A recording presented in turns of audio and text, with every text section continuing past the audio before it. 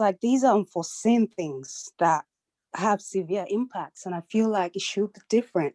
But people are not really talking about this, and I feel like there should be a shift. But as well, it just feels like, okay, maybe you're overthinking. So I just wanted to get thoughts around this, because that's kind of what's centering my financial planning, if that makes sense. Like, how can I actually be prepared for up to a year? Because it's what's realistically happening now, right? It's not what you would think about for, like, it's not what you would have thought about some, excuse me, I've got a cough, some years ago, but now that's what's happening, right? So I feel like there should be a shift, and yeah. So I just wanted to get your thoughts around that. You're right. You're right about what you're saying. But with the emergency fund that we talk about, it's not what's happening now. It's not a typical thing that happens in emergency. Because really, what's happening now is not even an emergency anymore. It's almost like a lifestyle. There are a lot of people that have lost their job since COVID came, especially since COVID came. Like people who work in the restaurants, people who work in the hotels. A lot of people have in the bars. A lot of people have lost their jobs. Those who work in the cinema. So right now, it's more of a lifestyle. So with the emergency planning, the reason why it's maybe 3 to 6 months, like we're saying, it's for like true emergency. Like this is not the normal. This is not the norm. Plus, like you said, this is liquid money. This emergency fund is liquid money. But we encourage you to invest. Investment is very, very important.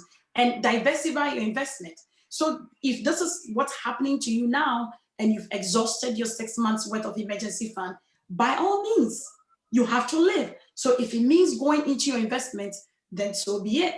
So definitely, this is not the norm. But you are able to afford to save a year's worth of emergency fund, great. But one of the reasons also why we don't encourage people to save a whole year is because the extra 6 months can build some money for you when you invest that. This is just sitting in your savings and not doing anything. So you let your money work for you. So let's have liquid money, 6 months, and then the other 6 months you can invest in. So that's why it's also important you invest in something that you can go in there and take it as mutual fund. There's so many things that you can invest in that you can go in directly and take your money, and there's no limitations like you have to be a certain age or you have to hit a certain goal before. So yes, what you're saying is true, but honestly, COVID is not the norm. And that's why our emergency fund is usually for the norm, that when something happens to you, hopefully in 6 months, you find a new job. But this is totally different from what usually happens to people. Mm, thank you. Did that answer your question, Ms. Tosin? Yeah, yeah, it did. It did. It's fine. Yeah, I think overall it's a combination of also sharing my thought process, because it feels like these uncertain things are increasing, right? It's just like back to back, and it feels like, for me, I just keep thinking, should there be like a shift towards, how, I know it's unforeseen, like it's not usual, but is it like we're getting a lot more of these unusual things, and it's just around thinking around how people can circumvent these things? Because yeah, I understand investment, and I kind of looked into, not when I say understand investment, not that I really understand investment, but I know that investment is one of the ways to do it. But then a lot of investment that I look into, like that I've seen, are kind of the long-term ones are the really beneficial ones.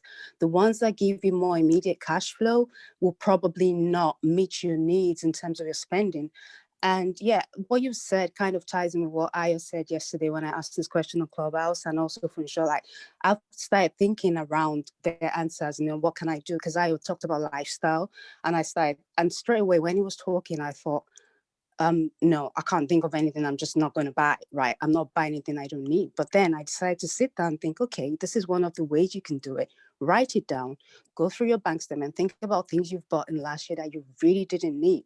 And so I started going back. So I did that earlier today, started writing. I was like, okay, just in case something happens to your income, these are things that you can do away with, or maybe start practicing doing away with them. So yeah, I hear you and I agree in terms of, the lifestyle. But yeah, I'm just still, I keep searching for, that way. I just feel like 3 months, 6 months. But I'm not saying people should save for a year, because even for me, I'm sitting here and I'm thinking there's no way I'm going to do that, right? It's not humanly possible. But I could try, but I just feel like I'll be stretching myself. But yeah, I'm just thinking of ways that, yeah, we can be prepared for longer, because I feel like these things are happening more often than yeah. They Thank are, you. and like you said, another thing is not just the savings. Like I said earlier, we play offense and we play defense. So debt, let's try very much. Like I like the way you said you sat down and you did all those things. If you should sit back down and look at the debt that you have and look at your income that's coming in, like I said, you realize that what's killing all of us is the debt. The debt is killing us. So it's really, really imperative that we pay those things away and keep it that way. So let's stay away from the credit cards. And sometimes if you have to use a credit card, find the one that has the lowest interest rate. If you have to use a credit card, sometimes use the one that has cash back. Like my husband bought a bike recently, stationary bike recently from some credit card that I used a long time. I didn't even realize it, but I think they bought the bill. It's 0-0, but they still bring the bill anyway.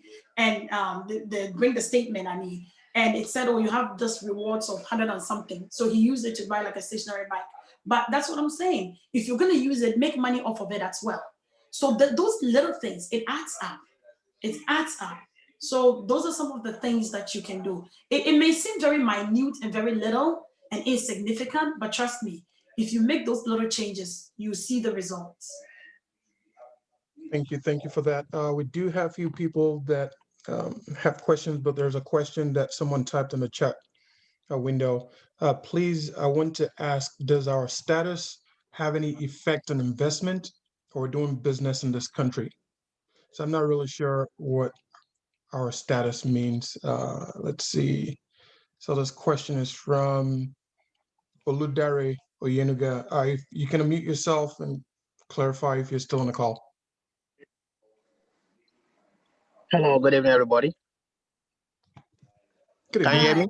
Yes. Yeah. What I'm trying to say is that, some of us, we just have working authorization permits and a social security number. So there was a time I came into this country and I went to the bank and I said I want to buy some shares and things like that. And the banker told me, oh, no, you can't. I said, why? He said, because you don't have a green card. Because I love investment, I love buying shares. That's what I normally do when I was in Nigeria. So I now look at it as, once you can't buy shares, you can't do that type of investment. So what else can you do then? So that's when I came into here, I look at it that, okay, let me ask that question. Maybe there may be a light on it or something like that. I know that I know people that have like tax ID. I don't know too much about this immigration stuff, but I know people that have tax ID that are able to do some of these things. And not necessarily it's a social security number, but I think they call it tax ID or something like that. And they're able to do things that, they can invest and they can do like life insurance and stuff like that. Because I have someone that has a tax ID that was able to do that. So I think for some of it, I'll have to really look into it to make sure. And I'm not sure if you can do certain things and not be able to do certain things, but I have to look into it to find out. But I know tax ID you're able to do certain things if you have that. And to add to that, Ms. C, someone on the chat also said you can invest in the stock market if you have H-1B, and if you're part of our ABC Discord channel, there are a bunch of people there with ideas and knowledge about different subjects. So feel free to join, and you can collaborate, ask questions anytime you want. The next person we have that have their hand raised is Ellen Obeng. Feel free to unmute yourself, please. Thank you very much. I'm privileged and honored to be part of this meeting, and just to add a little bit to what Sister Cynthia was saying about, our general lifestyle, and especially in these times, COVID has really taken a big toll on our lives, and it's very important that we sit down and look into our finances well, because a lot of people are not privileged because of the kind of job they do. Let's say, for instance, if you work in a hotel or you work in a restaurant, you might not. I mean, those who work as healthcare workers in grocery stores probably you still be having your job, but other people like these don't have their job. And I have a practical example to give. My aunt has lived in this country for 30 something years. I mean, she lives in New York. She works in a hotel, five-star hotel. She's worked there for 30 years. And due to the COVID, she lost. All right. And for the first time, she's on unemployment. Okay. I mean, the truth of the matter is with unemployment, the maximum you can get is about six something. And when they take out taxes, you'll be left with probably 390 something. How are you going to survive a week on 390 something? You know? So these are some of the things we have to take into consideration. Now, when I sat down to think about it, they say that Rome was not built in one day. I said to myself, if she knows for 30 years that one day such a thing is going to happen, she could have started doing little investments like mutual funds. Okay, putting down $50 a month. It seems insignificant, but over the years it would have grown. Okay, and in 30 years she would have had over 60 or $70,000, which probably would have been more due to interest rate. Okay, so it's very important that we take these little steps. It's never too late to start. Many people put their money in savings account, which is okay, but the interest rate there is so little. And if you want to grow your money, that's not the best place to put all your funds. So you're going to have your savings account to put in little money in there for emergencies. But most of the bulk of your money should be in an investment place where you can have the maximum growth of your money. Because at a point in your life, you want your money to work for you instead of working for money all the time. What we are doing now is that we are working for money and our money is not working for us. So we really need to take a lot of decisions, financial decisions to help us become more stronger financially in order to be able to stand, you know, against these unforeseen situations that will come in our lives. And I was recently reading something about finances. One of the things I like to put out there is that we all have to go back to the basics. If you want to do well in anything, you really need to study that particular thing. So for us to do well financially, we don't just want to hear it, but we want to become readers. We want to be able to read all the time about things concerning finances, investment, savings, what have you. Okay. And I recently learned that there are 11 practical ways to save money. You need to cut down on your groceries. Most of us, we buy stuff that we don't end up using. It's about time for us to sit down and know that if you are buying a whole bag of potatoes that you're going to throw half in the trash, it's not worth it. Okay. We need to be able to cancel out automatic subscriptions to gym memberships and stuff like that. You pay Yeah. for the gym, you don't go. Don't. You might think, oh, it's $10 a month. It's not a big deal. It's a big deal. I was reading a book called The Millionaire Next Door. I am telling you, the people that are millionaires, 78% of them were not born millionaires. They are just diligent with their money. They are just diligent with their money. Your biggest asset in life is your income. Your biggest asset in life is your income. So you really have to take care of that. All right. Um, we have to get rid of cable. Many people pay about $170 for cable. You're doing two jobs. You don't have time to watch the TV. Is it worth it? The last time I read about, I live in Manchester, Connecticut. Okay. The last time I read about how much Cox cable make a year, I was so upset. I couldn't believe it. Recently, I was reading about the Amazon guy, Jeff Bezos, and those who have Amazon Prime who pay $12.99 a year, a month. The revenue that he makes out of that for the whole people that have subscribed to that $12.99 a month for Amazon Prime is $150 million.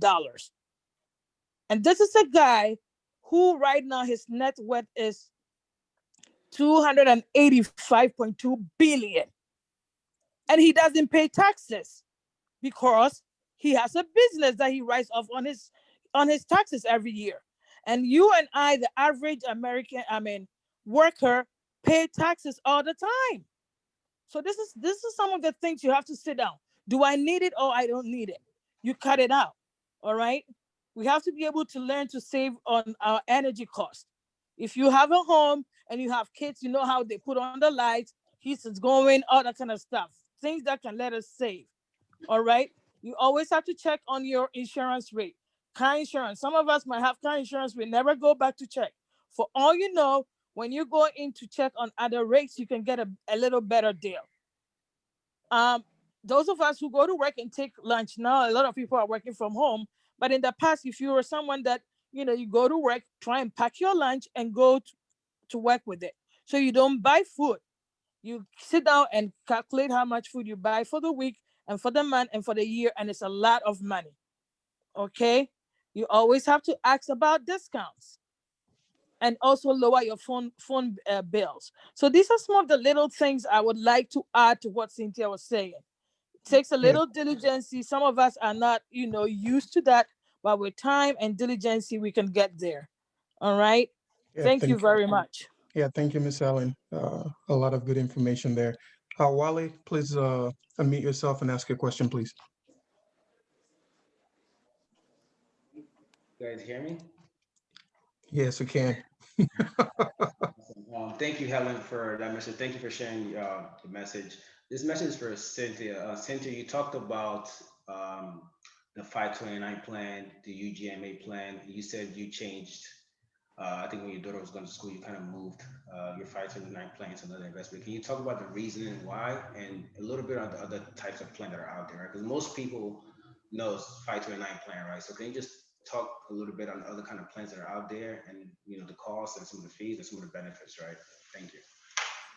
So the 529 plan, the reason why I changed it, it's because, like I said, it's a state plan. So once you have a state plan for your child, no matter how brilliant, excellent, intelligent your child is, the state is not going to give you a grant. Like how you get a school grant, they will expect you, if you need money, they'll expect you to get a loan because already they see that you're planning for your child. So that is one of the reasons why I changed it. And I came to find this later on because I had one set up for all my kids. I came to find it later on that once you have that plan, you will not get any grants from the state because somebody else never planned and the state thinks they might need that help. But you already have something in place for your child. So there's no need for them to give you that money that they're giving out because you're prepared. So there are other ones. Like I said, they have the UGMA and they have the cover deal. And you don't have to pay anything. Originally, what I said was that I think the cover deal is the one that you can only contribute up to 2,000. And also with the cover deal, other people can also contribute. So if you can afford only 1,000 and maybe your family member says, oh, this is my godson, I want to contribute 1,000, they can also contribute into it. And then the UGMA, that's the one that there's no limit. You can put in as much as you want, but you also want to set that up for a child that is responsible because they can use it up to the age of 30. They should be done with school. They can't continue to go to school forever. It's there till a certain age. So those are some of the differences that are in it. Thank you so much, Cynthia. Appreciate it.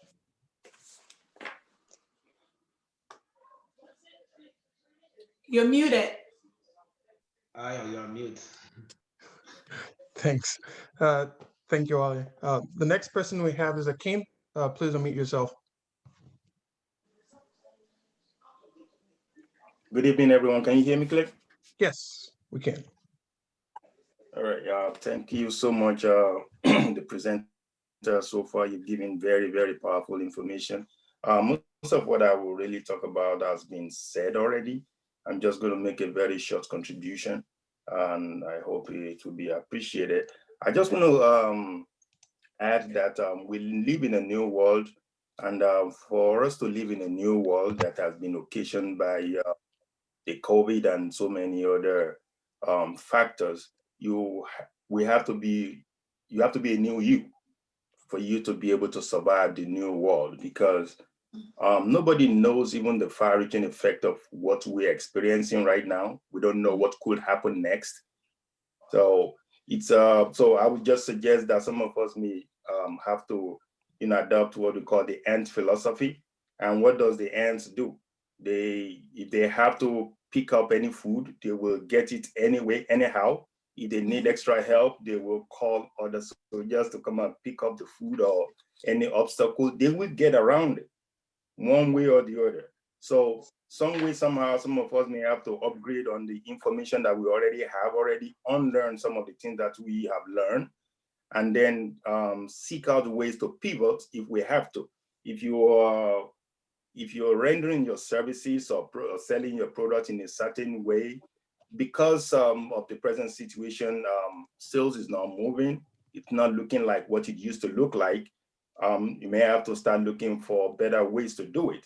If you used to reach out to people physically, now you definitely may not be able to do that. How do you still reach your customers?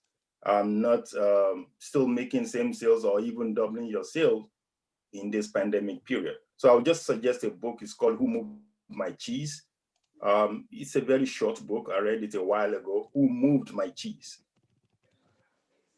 So, I just suggest that some of us, we need that to read that book. It's just, it's a very interesting story of how some of us may need to prepare for things that could just, do a very big jolt on that source of income that you have. And you really don't see that coming. You've been earning X amount of money, and boom, something happens. It just drops down to zero. Are you back? Thank you. What was the name of the book again, please? Who Moved My Cheese? Who Moved My? Yes, it's a very good book, actually. I've read it.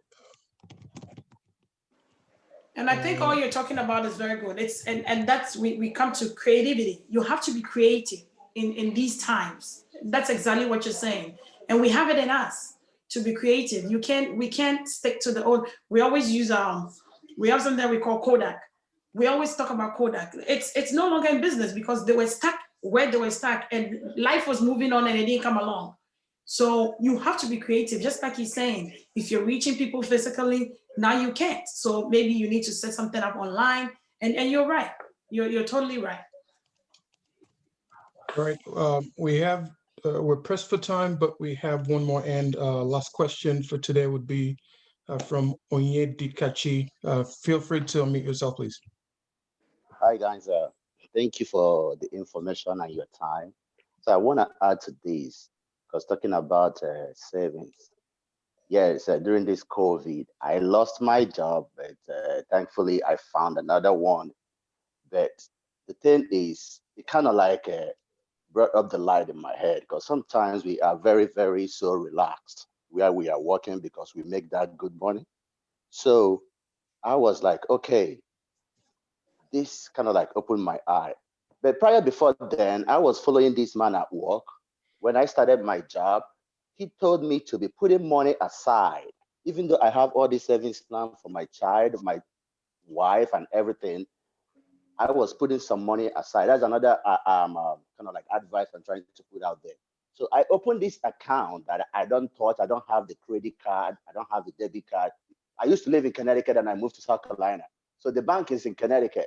The only time I can get the money is when I go to see my family in Connecticut.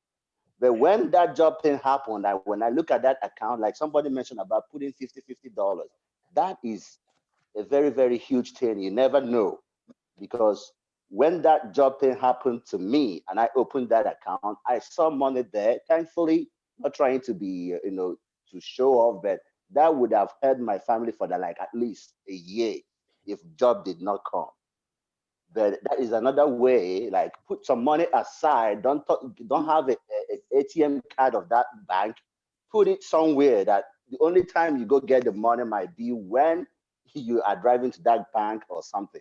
And another thing is like we got to network with each other, because sometimes there's so many business ideas that you will see. What I found out with some people is like we don't talk about what we've what we have discovered. Even people will be like, oh, they will steal your idea. Yes, that's true, but not your circle, because there are some business ideas that I found, but the thing is like, okay, the money is too much. But when I start sharing it with friends, some friends start bringing their input. With this COVID, I found that there are three. I'm still working on myself and some businesses. I found that there are three things that will never go away in this life: healthcare, IT, and the logistics. So if you can sit down and think on how you can get yourself in there, whether you want to invest in those things or whether you want to start your little stuff in that, that will help a lot. That is what I'm working on myself. I'm trying to share it with people here, because I found out with this COVID, logistics, Amazon will keep delivering for you and trucks will be running on the road. Healthcare people, they will not close. People will be going to the hospital, you know. And then IT, most of us are working from home. And because of IT, this is happening. Even the Zoom we have here is IT. So it's now that time that we're gonna like think ahead. This COVID has opened my eyes personally. You know, I kind of like start looking in other avenues on where I can stretch out and reach out, even if I can, and start networking more with people. Because I found out that during my almost 10 years working from where I'm working, I was by myself. I don't talk to anybody. But when that layoff happened, I had to like break off from that my little box and start reaching out. So this is a very great information that my sister, shared with us today. And I also try to what is my want and what is my needs. What I don't need, I don't get it. If I what I want, I don't get it. But what I need is what I spend my money on. And you find out that doing that thing, that's one of my sisters talked about it. Your cable, your or whatnot. Yes, if you don't need it, don't get it. But if you need it, get it. So differentiate between your wants and your needs. So my encouragement here is like my what I'm adding is network, share your business plans, like any idea you see, because sometimes if you have it with yourself and you don't share, like I said, mind who you're sharing it with, anyways, because that you can now expand yourself and then get ideas and everything. So good information, my sister, and I appreciate you guys a lot. All right, thank you, Oyendikachi.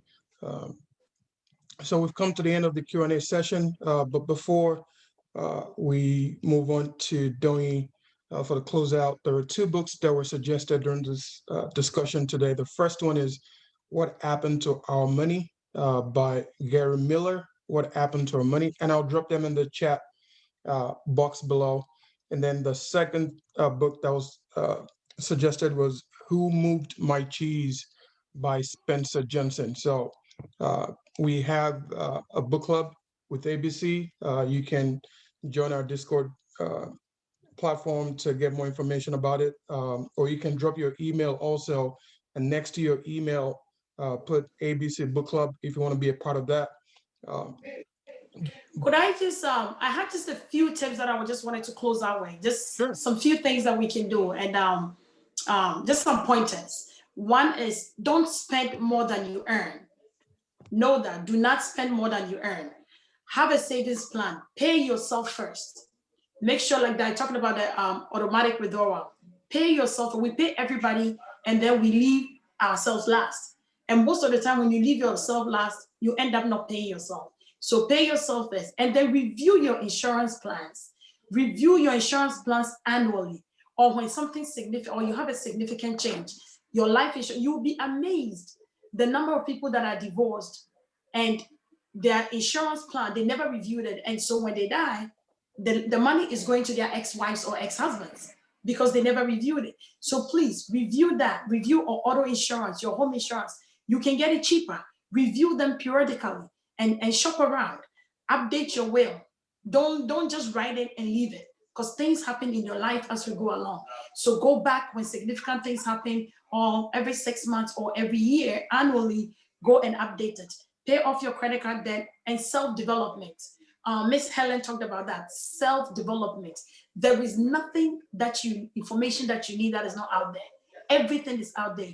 Read a book, learn about it, talk about money. We don't talk about money, and that's why we're struggling. Talk about money, read a book, something, do something. And then finally, implement. We can hear all the things we are hearing all day, all night, all year.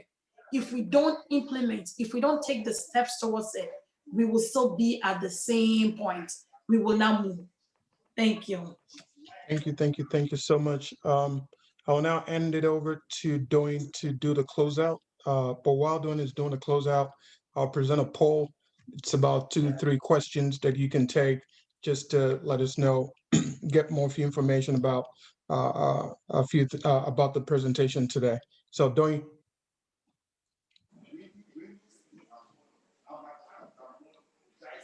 You might be muted, by the way. So thank awesome. you. Thanks, AJ. Thank you, Ms. Cynthia, for that wonderful presentation. Just a quick, before we end our session, I should ask you for 2 things. Usually our last session would be the common sense finance tip.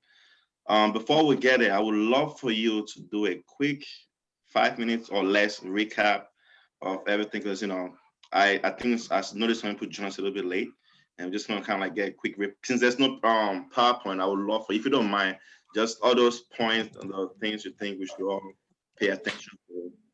If you don't mind, just like a quick recap for that. Just to go over the points? Yes, please. Okay, no problem. We just talked about what financial planning is. We said it was a roadmap to get you from where you are now and where you want to go. And why do you need it? You need it because it enlightens you on what your financial situation is, where you are right now. Now, we said for you to start your financial planning, you really need to write down your goals. Our goals are all different. You know what you want. You know where you want to go. Write it down. Create your net worth, your assets versus your liabilities. You need to check your cash flow. Review your cash flow. How much money is coming in? You need to pay off your debt management, pay off the credit cards. In fact, stay away from the credit cards if you can. And for some of us women especially, we like the store cards. Buy Macy's card and then they give you something. Listen, have your cash with you. You can use the card and get the points, but then pay it off right away. Do not wait. And then pay off your debt, your tax returns, the stimulus checks, money that you're not looking forward to, money that you were not expecting. When it comes in, use that to pay off some of your debt. Retirement, investment, invest. Maximize your 401k. Use it. Don't put whatever contribution, the maximum contribution, put it in there and invest. Diversify your investment. And with investment, know your risk and know the strategies. Don't just follow everybody else. We all have different risk tolerance. Maybe mine is high. The higher your risk, the more you might get back. The lower your risk, then you might get something back, but it won't be as high as the one who risked a lot. So know where you stand. Know what you can afford. Know what you can tolerate before you do that. Emergency fund, we spoke about that. Have something. By all means, have something. Like the gentleman said earlier, if he wasn't doing what he was doing, putting that money away little by little, what would he have done? So by all means, have something. Even if you don't have the 3 to 6 months that's recommended, have something. Buy the insurance. Insurance is important. Your wealth is your income, like it was said right now. Your wealth is your income. So if you don't protect your income, if you don't protect your health, if you don't protect your home, your car, then what are you working for? So it's important to get those insurances. Taxes, you need to do whatever it takes so you pay less tax. You don't want to pay too much in taxes. Whatever it takes, if you have to start a business in your retirement plans, if it's Roth IRA traditional, look at what you can do, and then you can pay less taxes. Education fund, search for it, learn about it, and pick the right educational fund for your kids. There's different kinds there. I stay away from the 529 because it's a state plan, and the other one, the Coverdale and all the other ones. So look at it and then pick the one that best suits you. And then the last but not the least is the estate planning. We really need to do this because there's always fights. We die and then we're gonna die. That's one thing sometimes we don't want to talk about, but it will happen. Either that or you're gonna get sick and then you can't talk, your life support. What do you want for your family? We love our families. Write down what you want. Leave something behind so what your heart desires, that will be carried out for you. So let's estate plan, let's put up a will. And those are the points that I brought up. And the 721, 10% to your tithes, 20% savings, 70% for your other expenses. All right, thank you, Ms. Cynthia. I really appreciate that. And the last thing, just a quick stuff for everyone, please. We have the poll on. Just quick, we'll love your feedback on the poll. But before we end tonight, our last segment is the common sense finance tip. And I'm sure for people that are just joining us today, the common sense finance tip we ask our speaker is just something our speakers would love to leave us with. Like, like they always say, common sense is not so common. So we'll love Ms. Cynthia to give us a common sense finance tip. Well, I said a little bit of it. I said most of it actually when before the presenter handed it over to you. But please do not spend more than you earn. It's just simple. Do not spend more than you earn. That's one. And then the other thing is that the little things, that is so important and dear to my heart. The little things, the $5 at the Dunkin' Donuts, the $3 here, the little, sit down, please. Sit down and look daily. Where is the money going? Sit down and make an account, analyze, and you'll be amazed, the little things. And one of our sisters also talked about it. Don't buy the things, separate your wants from your needs. Don't buy things that you don't need. Think about it. We buy a lot of things that we don't need. So be mindful of when you take out your money, be mindful. The last thing I want to tell you is that if at all possible, use cash. You see, when we use credit cards and other store cards, it's not physical cash. So it's very easy to slide. But when you're taking cash, hard cash, and handing it over, you think twice. You're parting with the money. Pay off your debts. 0 is greater than -1. Remember that 0 is bigger than -1.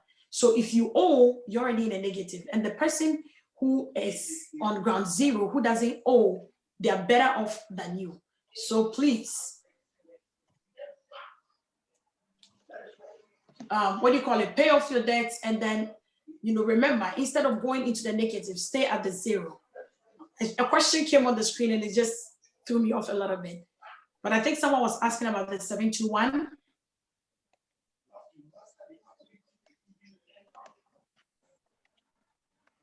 Okay, so the 721 plan that I was saying, it's just when you get your paycheck, 100%, I pay my tithes. Last 2 weeks I was on, and I think the presenter was talking about charity, about giving. So I pay my tithes. So I gave my 10% to my tithes, save 20%.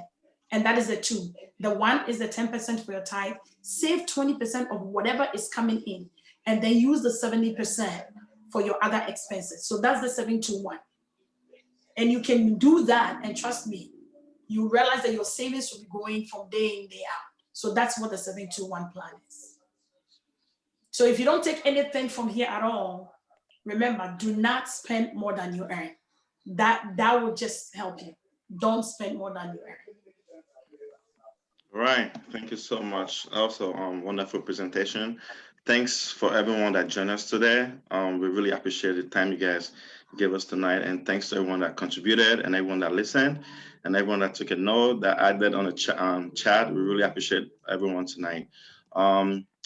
Just to close out, just a quick thing. AJ talked about the book club. So if anyone is interested in the book club, please send us an email at africanbusinessclub2020@gmail.com.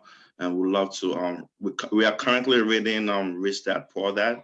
It's a great book. So we have a way to, a time and a timeline to meet and we'll discuss it. But that's what we're currently reading right now. And I know Mr. Onyedikachi actually mentioned something along the line, accountability, having people on the same mindset. So we are actually currently doing that at African Business Club. We have our accountability group. We are meeting this Tuesday on our Talk to Us Tuesday. So something we do every other Tuesday, the Tuesday after our Sunday session. So this coming Tuesday, we'll have our Talk to Us Tuesday. Miss Cynthia, our speaker, already confirmed she will be with us, so it'll be a great session.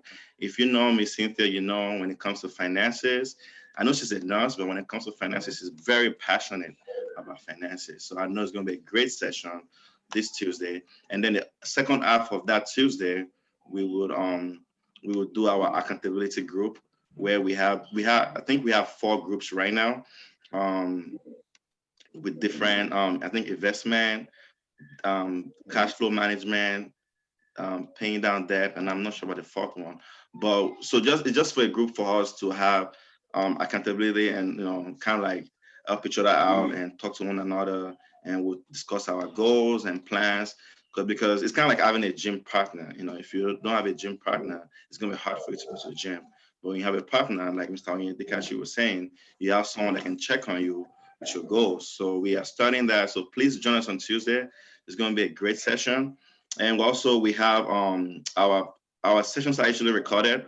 So this session is recorded and will be posted on our YouTube page, African Business Club on YouTube. We also have our previous sessions posted on that YouTube page. So please check it out. We've had a lot of great sessions, a lot of great information. Join us. And also we are also on the Discord app. If you'd like to join the Discord app, let us know.